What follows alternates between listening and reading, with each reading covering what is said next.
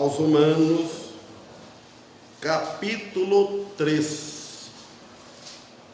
É um estudo bem para a igreja, mas vamos falar para os visitantes também. Epístola de Paulo aos Romanos. Ele fala do judeu,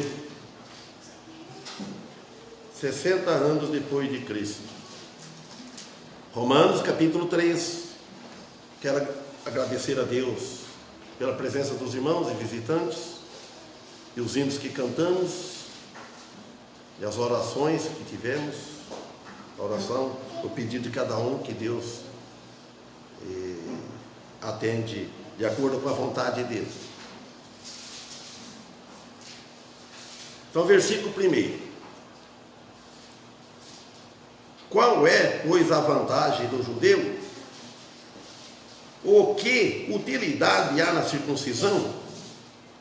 Muita, em todas maneiras.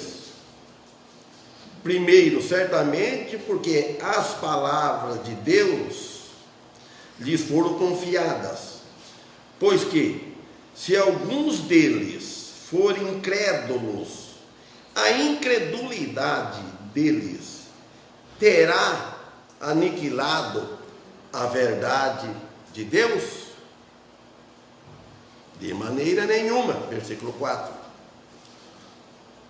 Antes, seja sempre Deus verdadeiro e todo homem mentiroso, como está escrito, para que sejas justificado nas tuas palavras e venças quando fores julgado.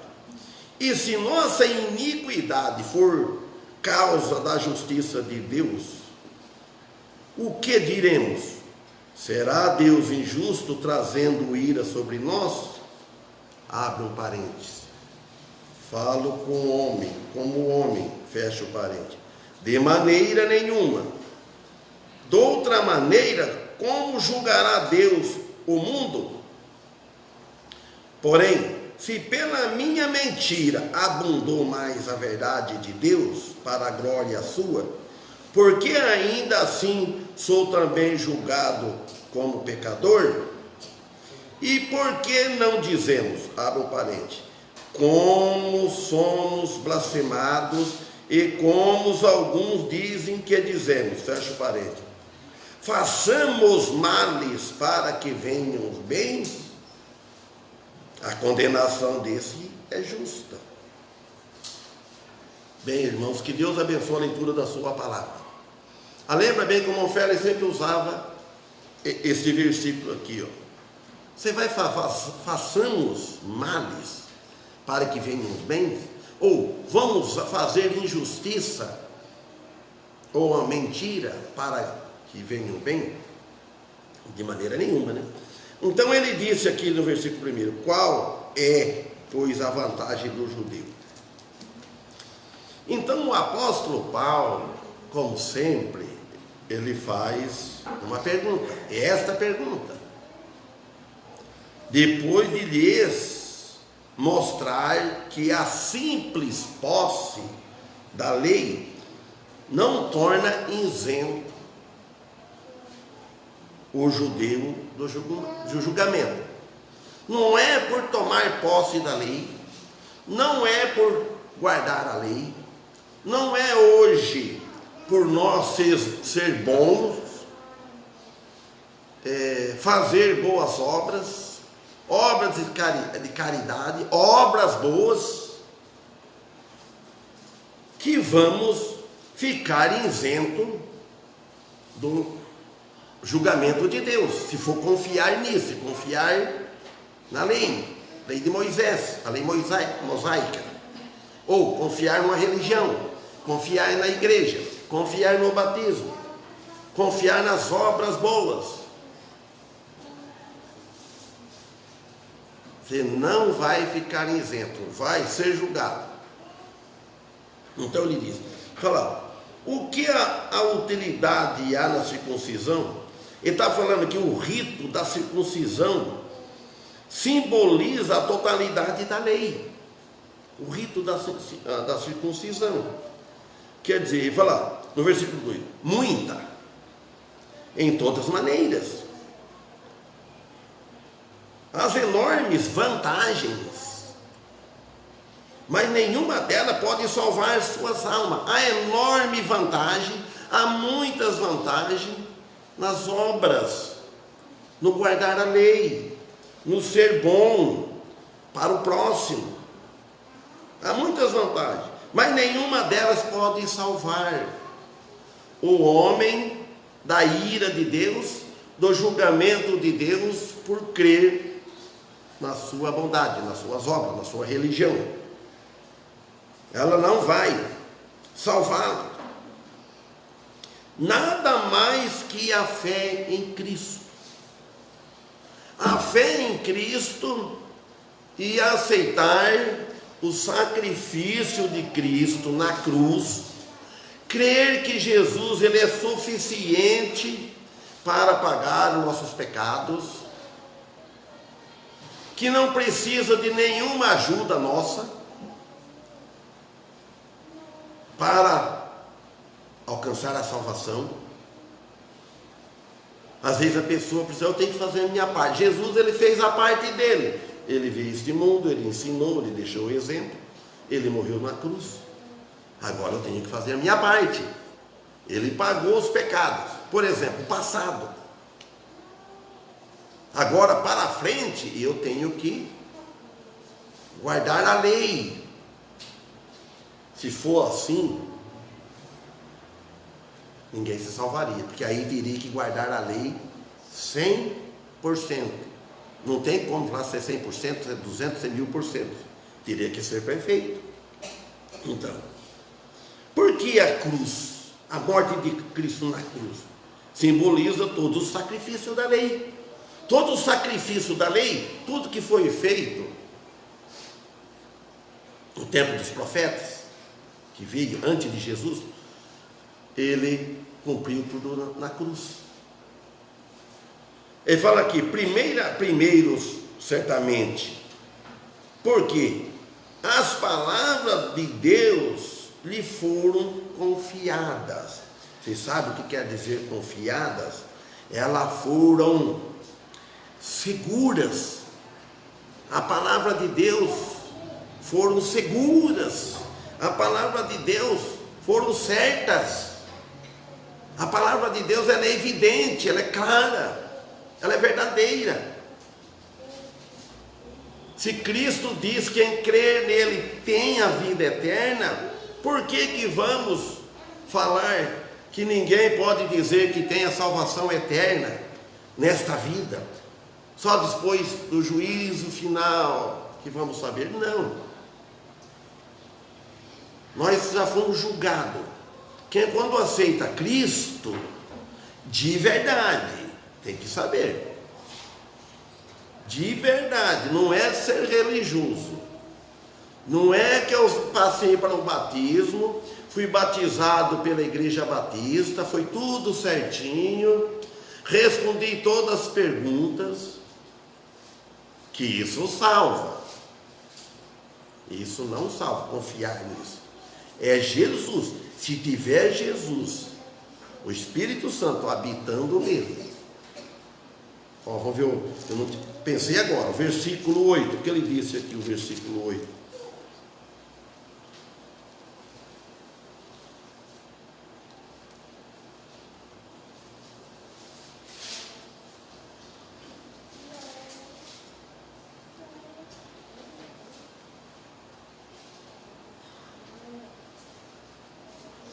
Olha, acho que é o versículo 9. Mas vós não estáis na carne. Versículo 8, capítulo 8, versículo 9. Mas vós não estáis na carne, e sim no Espírito. Olha o que ele diz depois: se é que o Espírito de Deus habita em vós.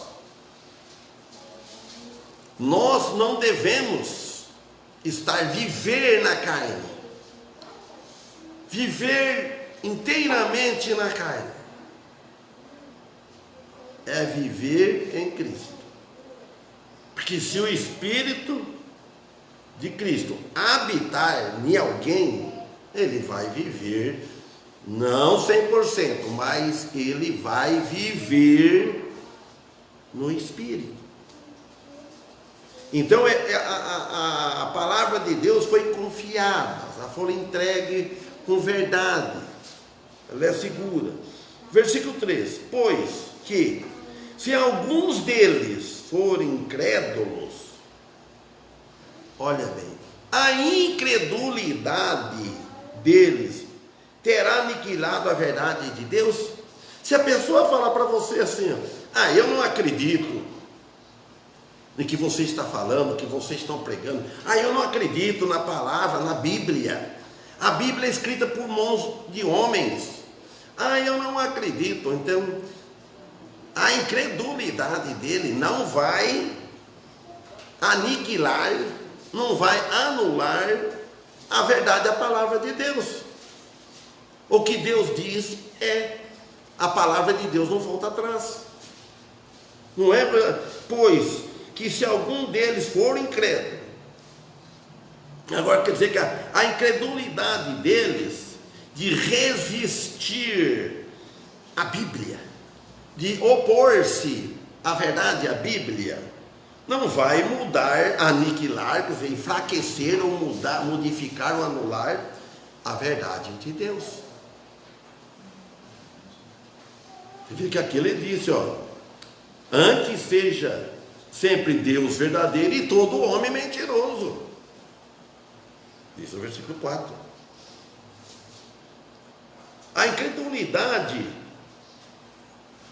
do mundo tem mais incrédulo do que crentes verdadeiros. Nenhuma, ele fala que nenhuma, de maneira nenhuma, a incredulidade, por exemplo, de Israel, por ela não acreditar, quando Jesus veio, ele não acreditou no Messias, não acreditou que ele era o Filho de Deus, não acreditou que ele era o Rei dos judeus. Mas isso não aniquilou a verdade, não afetou o grande plano que Deus fez para a humanidade, nem um pouco, para a humanidade, que está edificado sobre a base da fé em Cristo Jesus, como diz lá em Efésios capítulo 2, versículo 8, não diz assim? Porque pela graça sois salvos, por meio da fé, e isto não vem de vós, é dom de Deus, não vem de obras para que ninguém se glorie.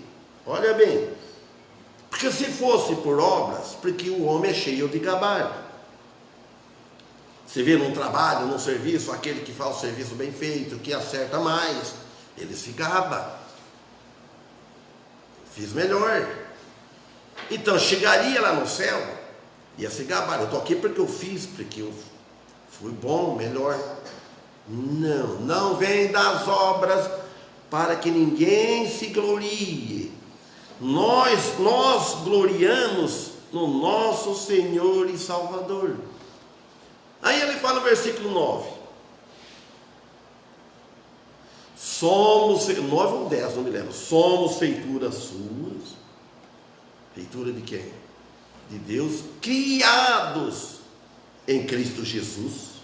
Agora vem as obras, para as boas obras, as quais, as obras que nós fazemos, as quais Ele preparou para que andássemos nelas. Foi o Damião que falou esse dia. As obras nossas, as nossas obras boas, é Deus que prepara para nós. As obras malignas não. As obras da carne é da carne, não é da natureza divina, é da natureza velha. E se é da natureza velha, do que é então? De que natureza? Da natureza diabólica. Entenderam? Claro, né? Agora, ele diz aqui no 4, de maneira nenhuma. A resposta de Paulo para esta pergunta no versículo 3, ele fala assim: antes, seja sempre Deus verdadeiro e todo homem mentiroso. O problema é sempre do homem e não de Deus. O homem, quando fala homem, está generalizando tudo: homem, mulher, jovem, criança, tudo. O problema é culpar a Deus tudo. Culpa o calor, está culpando a Deus, culpa a chuva, o sol, tanta coisa. Por que Deus me fez assim? Deus me fez assim. Alguém morreu. Vai questionar. É Deus. Deus permitiu, levou. Uns duram mais anos, outros menos. É Deus. Nós devemos aceitar tudo que Deus faz. Como que diz aquele hino que é o 421, não é? Falamos do mau tempo, assim por diante. Como está escrito, ele disse aqui. Alguém já fica lá em Salmo 51, lia para mim. Salmo de Davi, capítulo 51, versículo 4, que Davi fala assim, contra ti somente pequei. Mas eu vou ficar aqui, como está escrito. Quando a Bíblia aqui no Novo Testamento fala como está escrito, é porque é no Antigo Testamento. Em algum lugar está escrito. Em algum lugar. Aqui fala do arrependimento de Davi, referente ao assunto de Urias, da mulher de Urias, no qual Davi, ele exonera a Deus de toda a culpa, deixou Deus fora, ele assumiu a culpa. Enquanto o homem não assume a sua culpa, que ele é um pecador, que ele é um miserável, que ele necessita de Deus, de Cristo Jesus para a sua salvação, ele não chega à fé.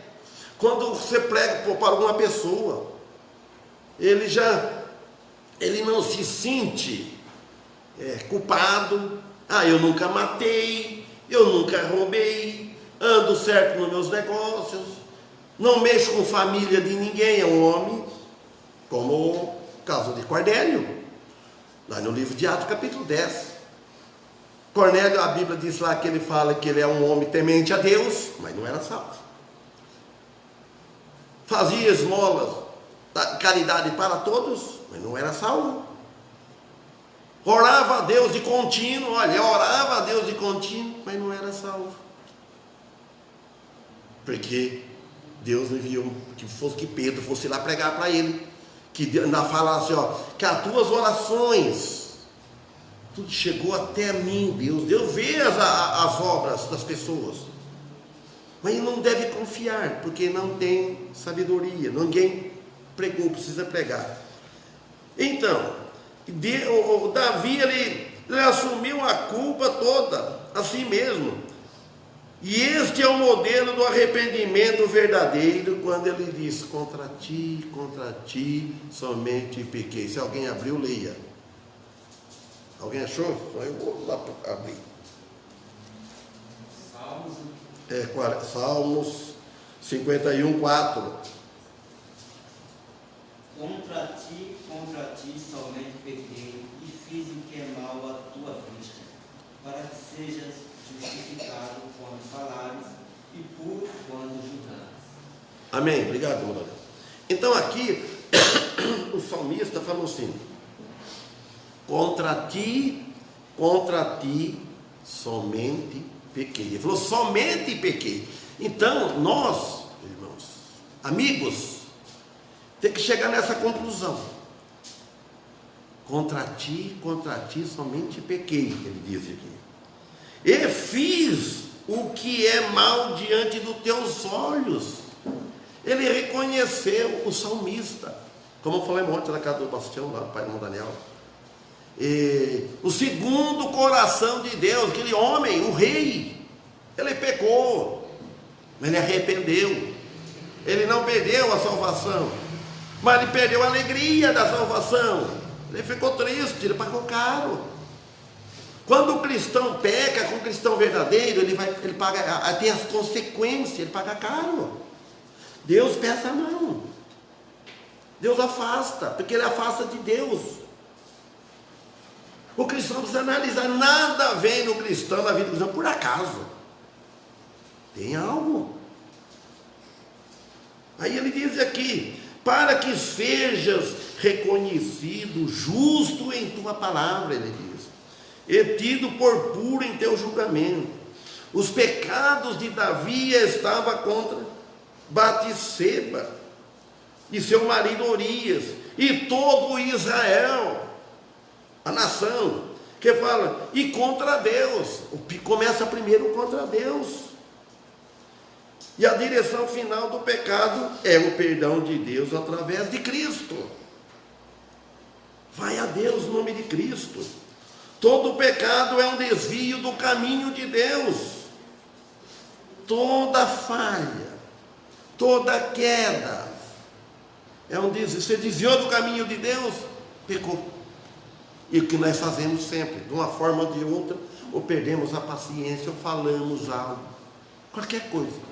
Isso é contínuo. Desviamos do caminho de Deus. Provérbios, capítulo 14, versículo 12, capítulo 16, versículo 12 também fala. Lá no provérbio fala que há um caminho ao homem, parece ser direito. Lá fala assim, Salomão, parece direito, um caminho, o caminho de boas obras, mas o fim é morte, separação total de Deus. Davi diz que Deus sempre é justo em toda ação que ele tome em seu julgamento, e sempre é perfeito, porque ele é puro e perfeito. Falando de Deus, é o Deus que nós seguimos, é o Deus que nós pregamos.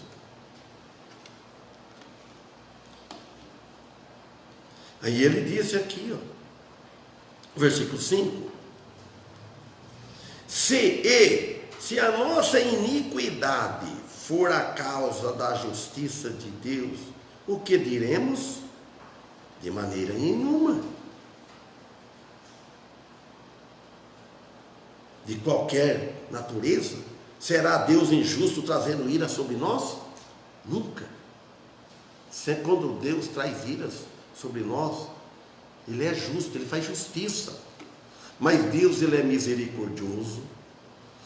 Deus, Ele olha para nós, que somos filhos dEle. Ele dá até quando nós suportamos. Não vem nada além que nós não podemos suportar. Deus sabe a nossa limitação.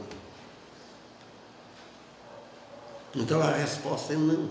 Versículo 6: de maneira nenhuma. De outra maneira, como julgará Deus o mundo? A resposta de Paulo a essa pergunta está no versículo, foi no versículo anterior. De outra maneira, como julgar Deus ao mundo? É o julgamento do grande trono branco. Esse é o julgamento final do mundo. É o julgamento do grande trono branco, que vai todos estar presente no lado esquerdo de Jesus quando terminar o reino milenar. Vai estar no mundo todo, irmãos e amigos. Vai estar tudo perante Jesus. Olha que multidão que vai ser. Desde os que morreram, que vão ressuscitar na segunda ressurreição. Desde o início, todos os rejeitadores de Deus, que não aceitou Ele, vão ressuscitar com o corpo condenado, com outro corpo, preparado para jogar no lago de fogo, onde o bicho não morre e o fogo nunca se apaga, em corpo. O grande trono branco está em Apocalipse, capítulo 20, versículo 11, versículo 15. O fato de que não se pode evitar este julgamento quer dizer que a hipótese do homem é efetivamente uma insensatez de não acreditar que um dia Deus vai julgar o mundo. Deus julgou já uma vez, mas não dessa maneira. No tempo de Noé, Noé, o pregador, ele pregava, ele anunciava que ia ter um dilúvio, para que os pessoal servisse a Deus, parasse de pecar, seguisse o exemplo dele. E o povo não acreditava. Nunca tinha chovido, achava um absurdo esse velho caduco, esse homem aí, está preparando essa arca, esse navio tão grande aí num lugar, numa terra seca. Que não está ficando, não acontece isso hoje. Esses crentes, esses fanáticos, andam com Bíblia, pregando que vai ter inferno, que tem céu, que a salvação é aqui. Vocês não estão blefando. São eles que são salvos. Não acredita. Não acredita. Morreu, descansou. Eles falam, está lá no céu, que Deus... Ouço falar assim, vocês também, que Deus o tenha. Nunca se viu falar que alguém foi para o inferno. Eu vejo um repórter na televisão, um jornalista, ele fala, né, que esse vai no fogo do inferno. Isso, ele só fala só aquele, esse marginal. Mas ele não sabe também, e quase ninguém sabe, que não é por ser marginal que vai só lá. Vai muita gente boa para lá, que confiou nas suas obras, sua religião. Agora o caso de Noé. Noé pregando, fazendo. E a Bíblia fala que o povo casavam e davam em casamento. Quer dizer, por exemplo, eu casei, pronto, tive filhos. Os filhos casaram, deram em casamento. Vai aumentando, porque a minha família já aumentou já. Aí tem os netos. Daqui a pouco os netos casam. Aí vem os bisnetos, ali vai. Então eles casavam e davam em casamento. Quando chegou o dia e Deus avisou Noé, ó, chama a tua família, entra dentro da arca, já estava tudo pronto. E o povo só divertindo. Só alegria, como disse o irmão, né? Aí mandou pegar todos os animais. É difícil de entender. Olha, um casal do cara, pôs tudo lá. Isso é fé. Noé teve fé. E se ele não tivesse fé? Ele não tinha salvo, não tinha ficado ninguém para semente, vamos dizer assim. Ai, daqui a pouco forma o tempo de chuva que não era só orvalho no sereno que caía, né? O povo estranho, o que é isso? O que está acontecendo? Vamos correr, agora vem chovendo. Começou a chover, coisa do outro mundo. Aí bateram para Noé abrir a porta da arca. Mas só que Deus não fez a tranca para o lado de dentro, porque ele podia abrir. Deixa daí, entrava todo mundo. O anjo trancou, fechou para o lado de fora. Não vai, agora já ia, ó. Pronto, e vai acontecer. Então o povo não acredita. São tudo insensatos. De não acreditar que Deus um dia vai julgar este mundo.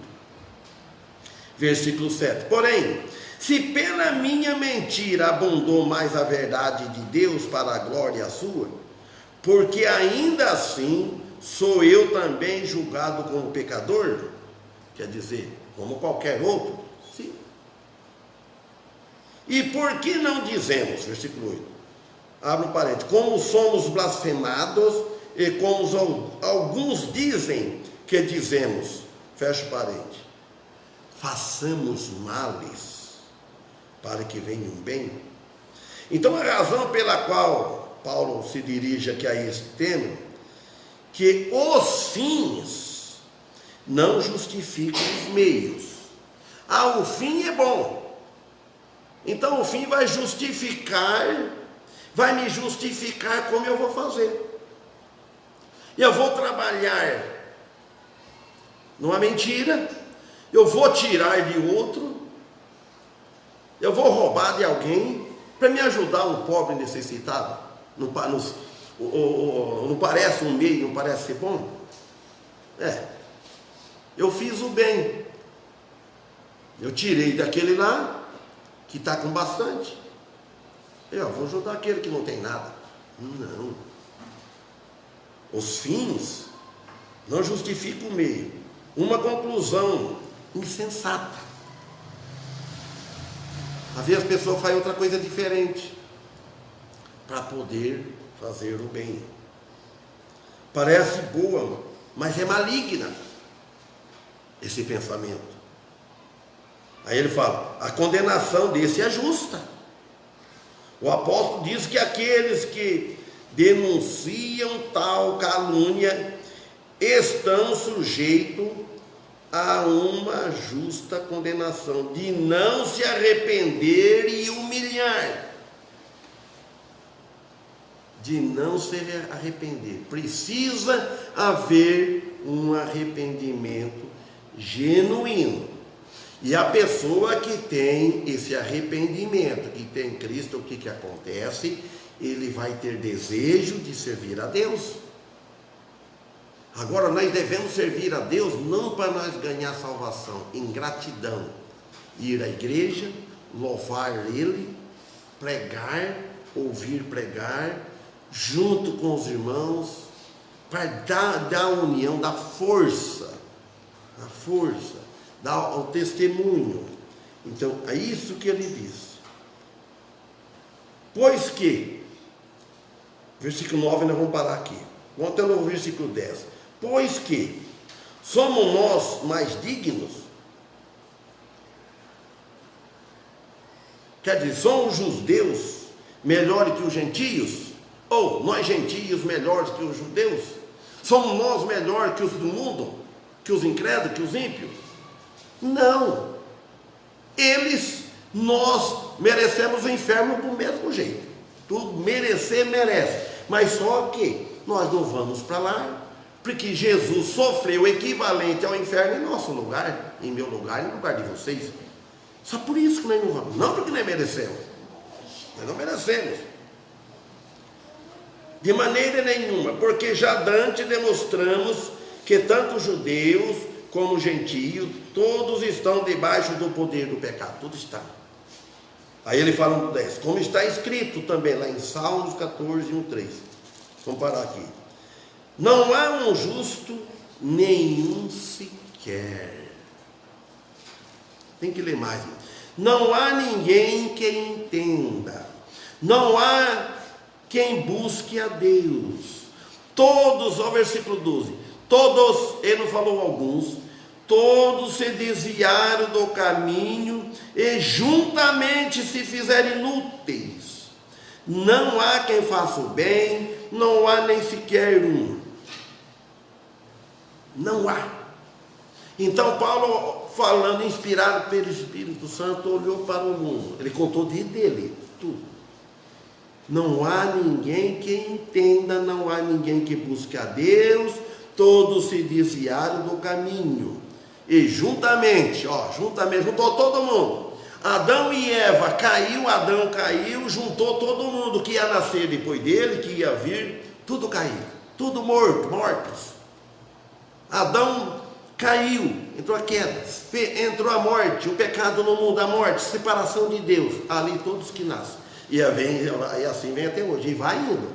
Todos que nascem debaixo da condenação de Deus, precisa depois se converter e aceitar o sacrifício de Cristo derramado na cruz. Aceitar Ele, para ser salvo, para ir para os céus. Amém? Que Deus abençoe os irmãos, que dê uma boa noite, que possamos estar aqui na quarta-feira, se Deus permitir. Vou orar uma breve oração. Amado Deus e Pai, queremos te agradecer por mais esta oportunidade que tu nos deste. Agradecemos pelas visitas pela presença dos irmãos e os visitantes que estão no nosso meio. Por Cristo que pedimos e por Ele agradecemos, com perdão de nossos pecados. Amém. Qual é o hino que vamos cantar? 192 ou 308, irmão? Quando gosta desses dois hinos, eu tenho a preferência de ver qual dos dois que eu quero ouvir.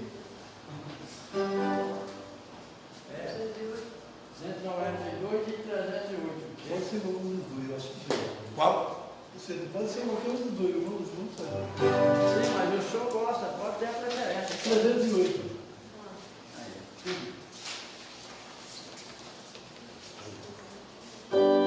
Vou abaixar o tom, para vocês cantarem bem, que esse dia eu fiz bem tranquilo.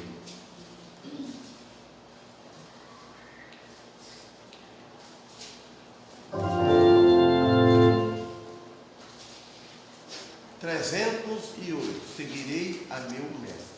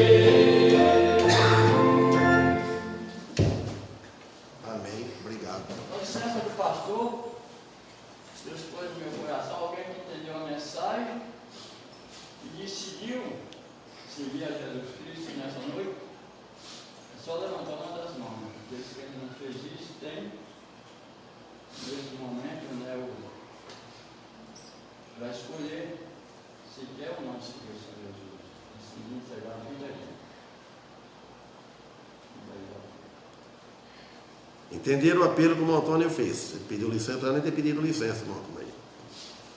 Se alguém aceitou Jesus, manifesta levantando uma das mãos. Se não, então vamos terminar.